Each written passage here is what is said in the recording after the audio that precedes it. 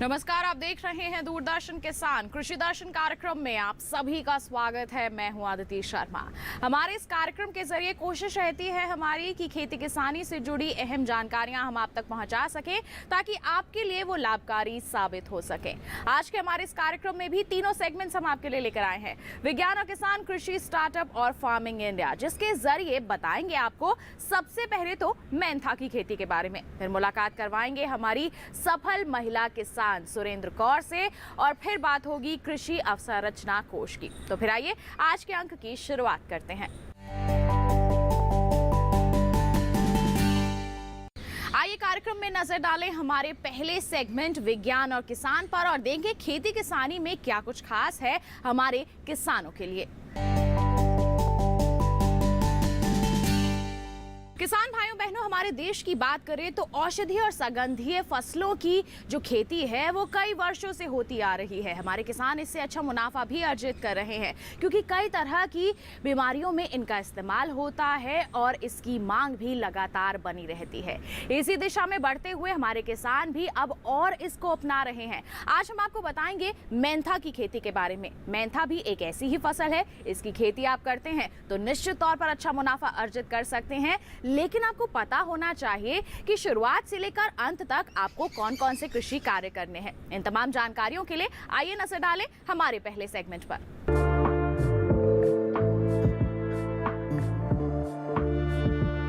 Mentha की खेती पूरे भारतवर्ष में की जाती है। इसकी खेती मुख्य रूप से उत्तर प्रदेश, राजस्थान, मध्य प्रदेश, गुजरात और पंजाब में की जाती है। मेंथा एक वर्षीय झाड़ीनुमा पौधा है। पूरी दुनिया में मेंथा से निकले मेंथोल तेल की खपत लगभग 9,500 मीट्रिक टन है। मेंथा तेल के उत्पादन में हमारा देश पूरी दुनिया में नंबर 1 है। केंद्रीय औषधीय सगंध पौधा संस्थान मेंथा की खेती पर लगातार शोध कर रहा है। मेंथा की अच्छी उपज के लिए बलुई दोमट मिट्टी उपयुक्त मानी जाती है।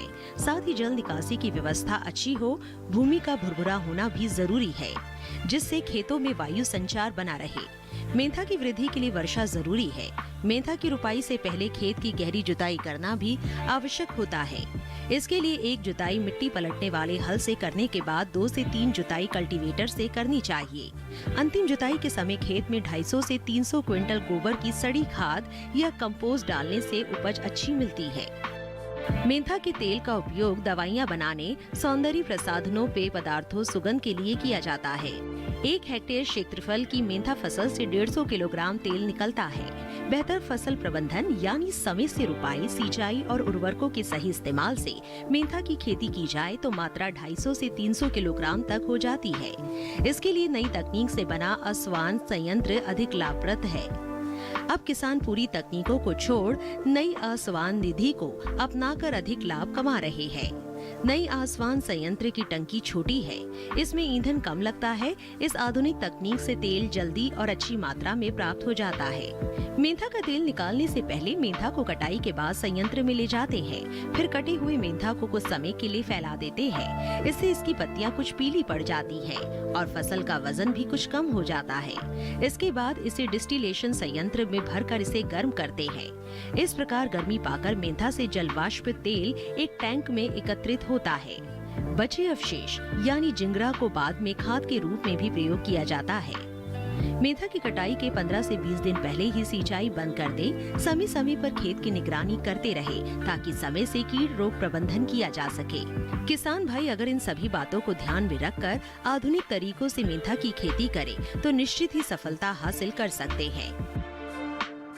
इसी के साथ किसान भाइयों बहनों, कार्यक्रम में वक्त हो चला है एक छोटे से ब्रेक का। आप कहीं मत जाइए, ब्रेक के बाद हम आपको दिखाएंगे हमारा अगला सेगमेंट कृषि स्टार्टअप। बने रहिए दूरदर्शन किसान पर और देखते रहिए हमारा कार्यक्रम कृषि दर्शन।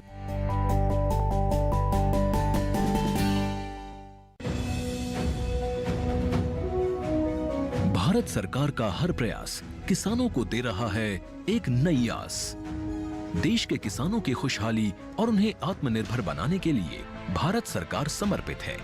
प्रधानमंत्री श्री नरेंद्र मोदी जी के नेतृत्व में कृषि क्षेत्र में किए गए निरंतर प्रयासों के फलस्वरूप देश खाद्यान्न व बागवानी के क्षेत्र में आत्मनिर्भर हो चुका है और देश में दलहन का उत्पादन भी बढ़ा है। इसी तरह भारत सरकार ने खाद्य तेलों के उत्पादन को बढ़ाने के भी अनेक प्रयास किए हैं। इसी क्रम को आगे बढ़ाते हुए माननीय प्रधानमंत्री श्री नरेंद्र मोदी जी के नेतृत्व में भारत सरकार ने दूरदर्शी निर्णय लेते हुए राष्ट्रीय खाद्य तेल मिशन ऑयल पाम की शुरुआत की है। इस मिशन से देश भर के किसानों को बहुत लाभ मिलेगा। कृषि के पूंजी निवेश में वृद्धि होगी, खाद्य तेल आयात पर देश की निर्भरता कम होगी और रोजगार के नए अवसर पैदा होंगे। खाने के तेल में आत्मनिर्भरता के लिए अब राष्ट्रीय खाद्य तेल मिशन ऑयल पाम का संकल्प लिया गया है। इससे किसानों को तो सीधा लाभ होगा ही, गरीब और मध्यम वर्ग के परिवारों को सस्ता और अच्छी क्वालिटी का तेल भी मिलेगा। यही नहीं, ये मिशन बड़े स्तर पर रोजगार का निर्माण करेगा। इस मिशन के अंतर्गत ऑयल पाम का रकबा और पैदावार बढ़ाने पर जोर देने के लिए सरकार ने 11,000 करोड़ रुपए से अधिक की सहायता राशि निर्धारित की है।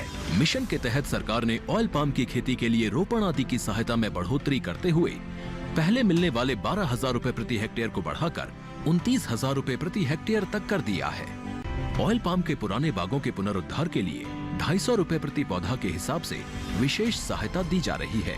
पौधारोपण सामग्री की कमी दूर करने और बीजों की पैदावार करने वाले बागों को भी सहायता दी जाएगी। इसके तहत 15 हेक्टेयर ऑयल पाम उद्यान के लिए 80 लाख रुपए तक की सहायता राशि दी जाएगी। इसके अलावा नर्सरी विकास के लिए 40 लाख रुपए तक तय किए गए हैं।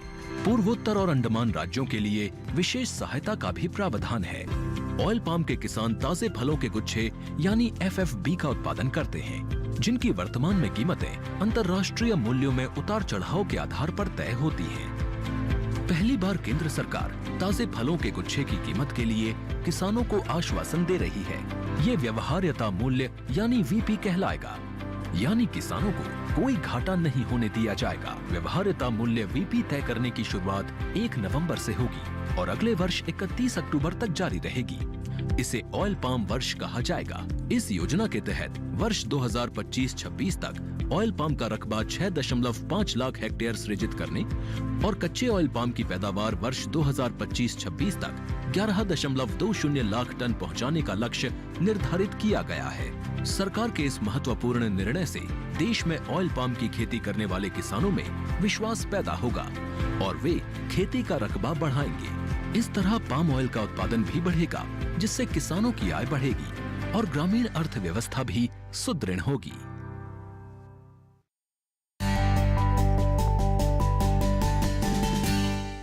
ब्रेक के बाद दूरदर्शन किसान के कार्यक्रम कृषि दर्शन में आप सभी का फिर से स्वागत है। अब कार्यक्रम में वक्त है कृषि स्टार्टअप सेगमेंट पर नजर डालने का। किसान भाइयों बहनों, खेती किसानी के क्षेत्र में कई ऐसी मिसालें हैं जो अन्य किसानों के लिए प्रेरणा का स्रोत बनकर उभरी हैं और हमारे अन्य किसान भी उनसे प्रेरित होकर खेती किसानी के क्षेत्र में कुछ अलग कर रहे हैं। और इसमें बता दें आपको, हमारी महिलाएं भी पीछे नहीं हैं। हमारी महिलाएं भी अपनी कड़ी मेहनत से एक नया आयाम हासिल कर रही हैं। आज के हमारे सेगमेंट में एक ऐसी ही सफल महिला किसान से हम आपकी मुलाकात करवाने वाले हैं, जिनका नाम है सुरेंद्र कौर। आइए मुलाकात करते हैं इनसे, जानते हैं इनकी कामयाबी की दास्तान।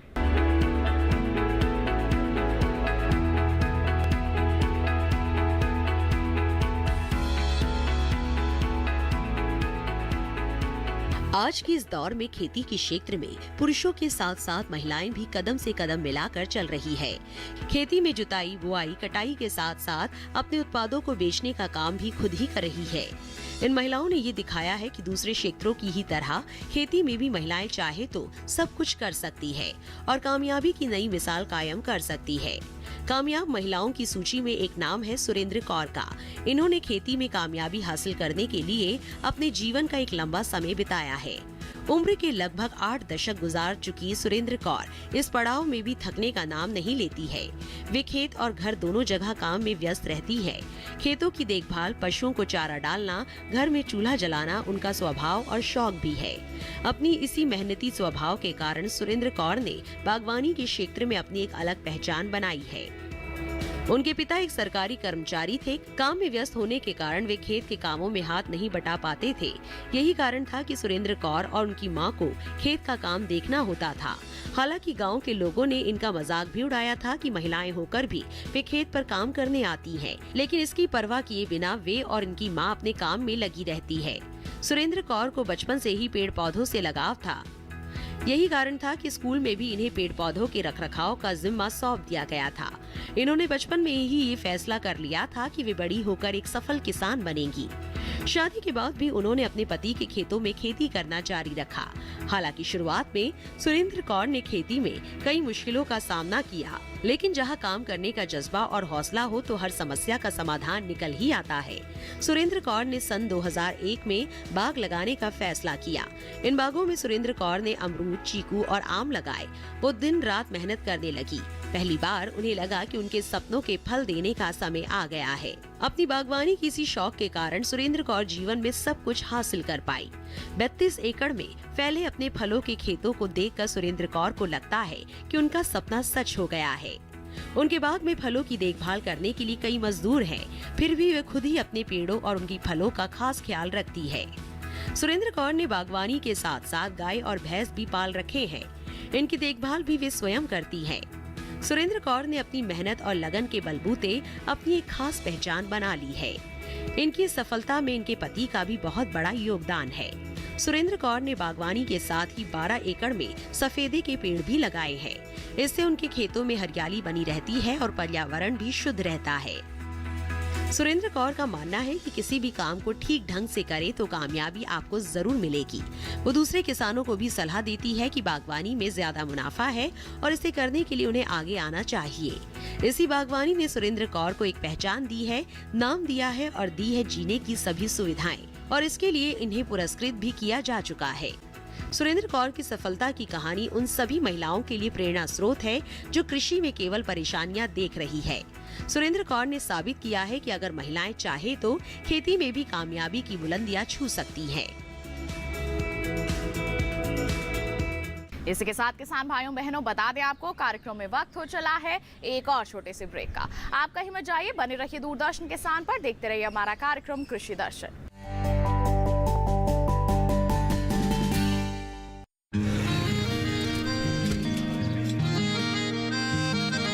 क्या बात है भाई, आजकल तो काफी खुश नजर आ रहे हो।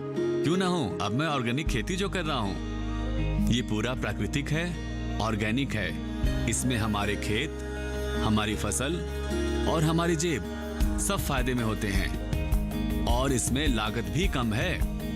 जी हाँ, आप भी ऑर्गेनिक खाद का प्रयोग करें, अपनी फसल और मिट्टी को तंदुरुस्त बनाएं और आपकी आमदनी में इजाफा करें। अधिक जानकारी के लिए किसान call centre toll free number 1800-180-1551 पर कॉल करें और लॉग ऑन करें kisan.gov.in और farmer.gov.in। कृषि और किसान कल्याण मंत्रालय द्वारा किसान हित में जारी।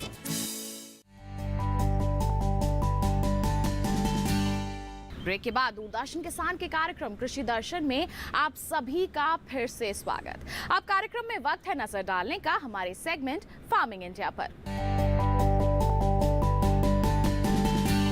किसान भाइयों बहनों, हमारे देश की जो सरकार है निरंतर प्रयासरत रहती है कि हमारे किसानों का उद्धार हो, हमारे कृषि के क्षेत्र में और भी अधिक उन्नति हो सके, विकास हो सके। इसके लिए कई तरह के अहम कदम उठाए जाते हैं। उन्हीं में से एक है कृषि अवसंरचना कोष। हमारे किसानों को आर्थिक रूप से मजबूती प्रदान करने के उद्देश्य से इस कोष की शुरुआत की गई है। क्या कुछ खास है इस योजना में, या फिर कहें कि कृषि अवसंरचना कोष में, आइए जानते हैं।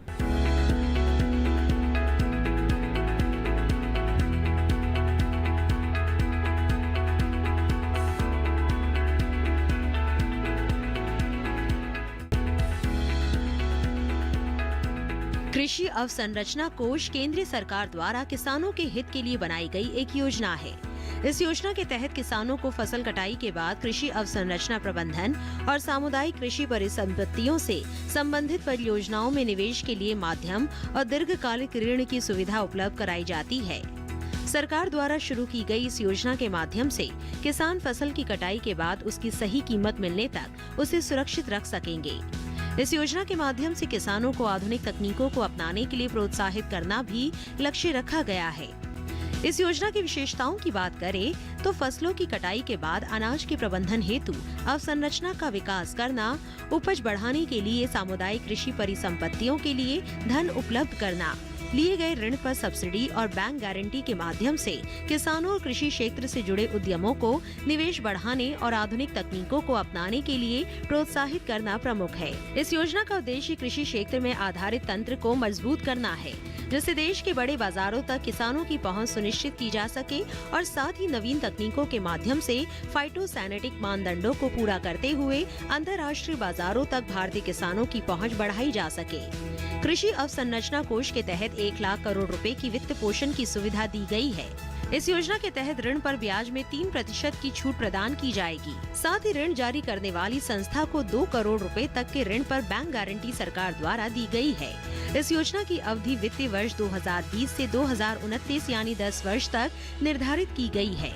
इस योजना का लाभ प्राप्त करने के लिए प्राथमिक कृषि साख समितियां, विपणन सहकारी समितियां, किसान उत्पादक संगठन, स्वयं सहायता समूह, संयुक्त देयता समूह, बहुउद्देशीय सहकारी समितियां, कृषि उद्यमियों, स्टार्टअप, एग्रीगेशन इंफ्रास्ट्रक्चर प्रोवाइडर्स पात्र हैं। ये ऋण 4 वर्षों में वितरित करने का लक्ष्य है। कृषि अवसंरचना कोष का प्रबंधन और निगरानी ऑनलाइन प्रबंधन सूचना प्रणाली प्लेटफॉर्म के माध्यम से की जा रही है। ये प्लेटफॉर्म सभी योग्य संस्थाओं को ऋण के लिए आवेदन करने में सुविधा प्रदान कर रहा है।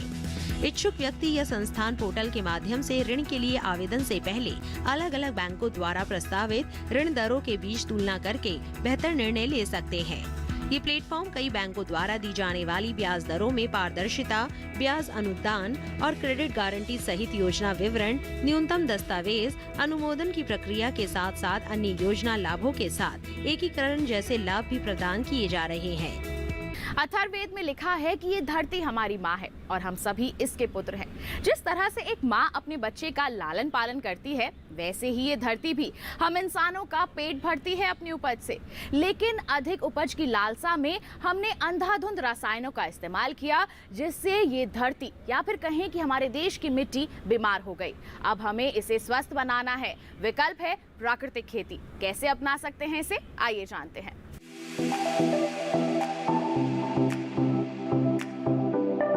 रसायनों की वजह से मिट्टी की उपजाऊ शक्ति दिन ब दिन कमजोर होती जा रही है। पर्यावरण प्रदूषण बढ़ रहा है सो अलग। कृषि रसायनों के लिए दुनिया भर में चिंता जताई जा रही है और उपाय तलाशे जा रहे हैं। जैविक खेती इसी तलाश का नतीजा है, लेकिन समस्या ये है कि जैविक खेती भी पूरी तरह रसायन मुक्त नहीं है। अगर आपको एकदम शुद्ध फसलें उगानी है तो प्राकृतिक खेती अपनानी होगी। प्राकृतिक खेती देसी गाय पर आधारित कृषि पद्धति है, जो मुख्य रूप से मिट्टी के स्वास्थ्य पर जोर देती है। मिट्टी जितनी स्वस्थ होगी, फसल भी उतनी ही बेहतर होगी। दरअसल मिट्टी में पौधों के विकास के लिए 16 तरह के पोषक तत्व होते हैं। देसी गाय के गोबर में सभी तत्व मौजूद हैं और कमाल की बात ये है कि अकेली गाय 30 एकड़ जमीन पर खेती के लिए काफी है। देसी गाय के गोबर और मूत्र की गंध केचुओं की संख्या बढ़ाने में भी मददगार है। हम सभी जानते हैं कि केचुए किसानों के मित्र माने जाते हैं। आपको बता दें कि प्राकृतिक खेती के लिए गहरी जुताई की जरूरत नहीं होती। इसमें सिंचाई पौधों से कुछ दूरी पर की जाती है, जिसमें सिर्फ 10% ही पानी लगता है। दूर से पानी देने के कारण जड़ों की लंबाई बढ़ती है, जिससे तनों की मोटाई और पौधों की लंबाई में भी इजाफा होता है। प्राकृतिक खेती में पौधों की दिशा उत्तर दक्षिण होती है। ऐसा करने से पौधों को सूरज की ऊर्जा और रोशनी ज्यादा समय तक मिल जाती है। इससे पौधे अपने शरीर का निर्माण कर लेते हैं, जिससे न सिर्फ कीट लगने की आशंका कम हो जाती है, बल्कि पौधों में पोषक तत्व भी संतुलित मात्रा में इकट्ठे हो जाते हैं। प्राकृतिक खेती में मुख्य फसल के साथ सहयोगी फसलों को भी उगा सकते हैं। इसी तरह की खेती में देसी बीजों की काफी अहम भूमिका होती है। देसी बीज पोषक तत्व कम लेते हैं और पैदावार ज्यादा देते हैं। दूसरी ओर जलवायु परिवर्तन का असर खेती पर भी पड़ रहा है। प्राकृतिक खेती से उपजी फसलें मौसम की विषमताओं को काफी हद तक सहन कर लेती हैं, जिससे किसान आर्थिक नुकसान से बच रहे हैं। खेती के लिए खाद और कीटनाशक की जरूरत होती है। प्राकृतिक खेती में ये दोनों चीजें प्राकृतिक तरीके से ही बनाई जाती हैं, वो भी घर पर मौजूद सामग्री से। इसमें 2 तरह की खाद होती है, जीवामृत और घन जीवामृत। खाद 2 तरह से बन सकती है। मिट्टी की भौतिक दशा को सुधार देगा। इस तरह कीटनाशक भी गोबर, गौमूत्र, पौधों के पत्ते, तंबाकू, लहसुन और लाल मिर्च से बनाए जाते हैं। प्राकृतिक खेती में पोषण और कीट नियंत्रण के लिए बाजार से कुछ भी अतिरिक्त सामान नहीं खरीदना होता, इसलिए इसे जीरो बजट फार्मिंग यानी शून्य बजट खेती भी कहा जाता है। दक्षिण भारत में ये खेती लोकप्रिय हो रही है और खास तौर से कर्नाटक में। प्रधानमंत्री श्री नरेंद्र मोदी जी जिस तरह से खेती को प्रोत्साहित कर रहे हैं, उनकी सरकार ने परंपरागत कृषि विकास योजना में ही भारतीय प्राकृतिक कृषि पद्धति के नाम से एक उप योजना तैयार की है। इसके अंतर्गत किसान को 3 साल के लिए प्रति हेक्टेयर 12,200 रुपए की आर्थिक सहायता दी जाती है। पद्मश्री सुभाष पालेकर प्राकृतिक खेती के जनक हैं। वैसे बिना रसायनों वाली खेती भारत के लिए कोई नया विचार नहीं है। हमारे किसान हजारों साल से इसी तरह की खेती करते आ रहे हैं। वेदों और उपनिषदों में भी इस संबंध में श्लोक मिल जाते हैं। रसायनों का उपयोग हरित क्रांति के दौरान शुरू हुआ। अब चूंकि पूरी दुनिया इनके दुष्परिणामों को जान चुकी है, ऐसे में भारत प्राकृतिक खेती के रूप में दुनिया को नई राह दिखा रहा है। तो किसान भाइयों बहनों, ये था हमारा आज का कार्यक्रम कृषि दर्शन। उम्मीद करते हैं आज के कार्यक्रम में दी गई जानकारियां आपके लिए लाभकारी साबित होंगी। एक विशेष जानकारी आपको दे दें कि आप दोबारा हमारा ये कार्यक्रम देख सकते हैं। टीवी स्क्रीन पर दिखाए जा रहे QR कोड को स्कैन करना है आपको, सीधा पहुंच जाएंगे हमारे YouTube चैनल पर। आप ये कार्यक्रम देखकर तमाम जानकारियां पुनः हासिल कर सकते हैं। साथ ही आपको बता दें, जुड़ना चाहते हैं हमसे तो आप हमें ईमेल कीजिए। ईमेल ID है krishidarshandddk@gmail.com। आप हमें पत्र भी लिख सकते हैं। पता है हमारा कृषि दर्शन, कमरा number 59A, CPC Doordarshan, Khelgaon, नई दिल्ली 110049। तो इसी के साथ किसान भाइयों बहनों, आज के लिए इतना ही। अगले अंक में करेंगे मुलाकात। हमें दीजिए इजाजत। आप बने रहिए दूरदर्शन किसान पर। नमस्कार।